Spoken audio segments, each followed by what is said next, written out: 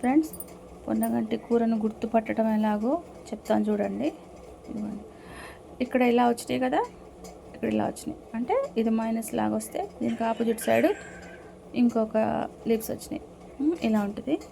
ఇంకొక గుర్తు ఏంటంటే ఇది కట్ చేసి చూసినప్పుడు లోపల హోల్ లాగా ఉంటుంది అనమాట. పిల్ చేసినట్టు ఉండదు, హోల్ లాగా ఉంటుంది.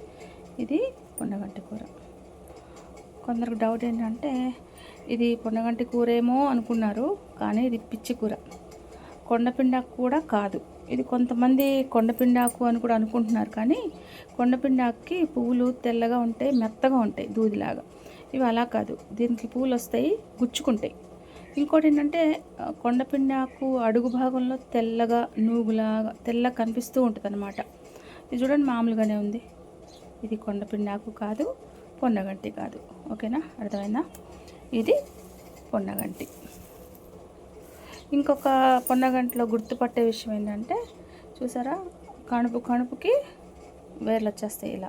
ఇలా పారేసినా కానీ మొలిసేస్తుందండి. దానికి అసలు ఎక్కువ కేరింగే అవసరం లేదు. చూసారా, ఎంత లావైనా కూడా లోపల హోల్ ఉంటుంది అన్నమాట.